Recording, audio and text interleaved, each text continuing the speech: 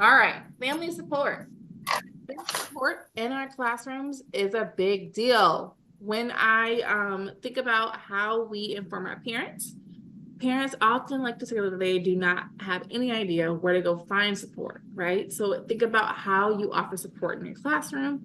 If you do a newsletter, it may be a good idea to add in some different family-friendly websites, putting in what some things in the area may be going on, creating a monthly calendar or a newsletter with family events, and have resources such as flyers, brochures, and community business cards, right?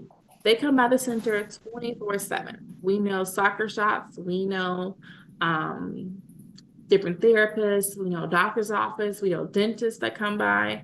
We have all these things in our brains. We know where they are, but families may not. So including that in your newsletter is going to go a long way when sharing resources with them. Include opportunities. Have the events, do the things in the classroom, allow parents to be a part of your classroom environments. Muffins with moms, parents' night out, open houses. Those are always great ideas to get parents involved. Parents love read a book. Oh my goodness. I had a lot of grandparents who did this for Grandparents' Day, and they all came dressed to the nines and they loved it, and their grandparents are involved in the classroom because grandparents don't typically get to be involved, right? It's usually just the parents.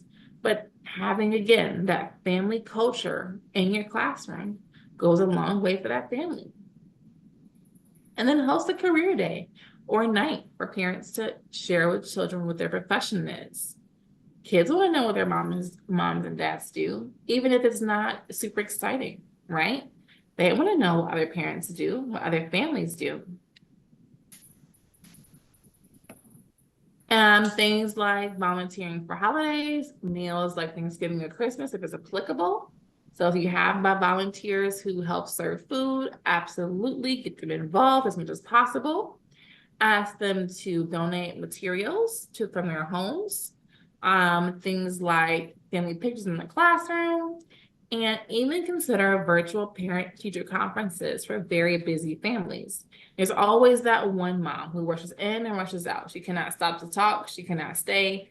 Grab her kid and go, right? But if we can grab her on the phone for maybe a 15-minute conversation, that boosts our relationship with her over time. Some NACCE different principles of family engagements. So NACCE is our governing body for child development. Some things that they encourage people to do, teachers to do, is for programs to invite families to participate in decision making and goal setting for their child. So asking the parents quite specifically, what do you want to see your children do? How do you want to get there? How do you want to work together to get that done? When you are a partnership with your families, teachers, you get to set out intentions at home and at school. Okay. Next one is involving families in two-way communication. A lot of us already use, notes to send home and different newsletters and apps that we use. Keeping communication as much open and flowing as we possibly can makes our relationships with them stronger. Take in mind different languages and families' language preferences. If it's an all Spanish from one family, that's great. Pop it into Google Translate. If you have a coworker that does speak Spanish, make sure they look up over any grammar so that's understandable for that family. And they're going to appreciate that. They're going to say, oh my gosh, she took the time to think about how I may be easy to interpret this information. Programs and teachers that engage families in ways that are truly reciprocal, making shared resources and information, allowing families to have their unique skills. I used to allow some parents to come in and teach us how to make certain foods because obviously kids love cooking, and that's a big part of math. And allowing a parent to come in and to step into your shoes for just even 10 minutes, they are amazed. And they're like, how do you do this all day, right?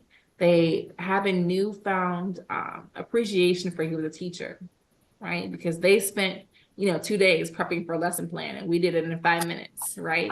They found a new love and appreciation for us as teachers, just by stepping into our shoes. When we provide activities for the home and the learning communities, they appreciate that as well. Increased efforts. So, you send home a little, I would send home a little activities they could do over the weekend. A nature hunt, make s'mores, come back with a bag full of red items. Small things that allows parents to have that educational piece that they may not have had if you had not sent home that small activity for them to do. Okay.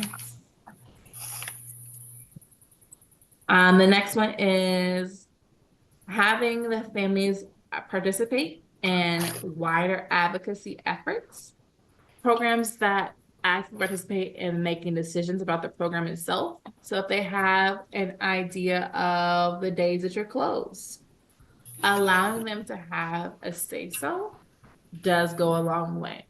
When you give them an option of 3 days, right? Are we closed for Good Friday or Easter Monday? Which one would you like for us to be closed for, right? They appreciate that, and it goes a very long way for them. They probably would say Good Friday more than that Monday because they have to take off work for Monday, right? So when they have a say-so in that, they're buying in continuously, because even as a parent, they're reevaluating, is this classroom the classroom for me? Okay. And the last one is the comprehensive program level system of family engagement. Is it with teachers, the admin, and all the staff? Do they all say hi to me?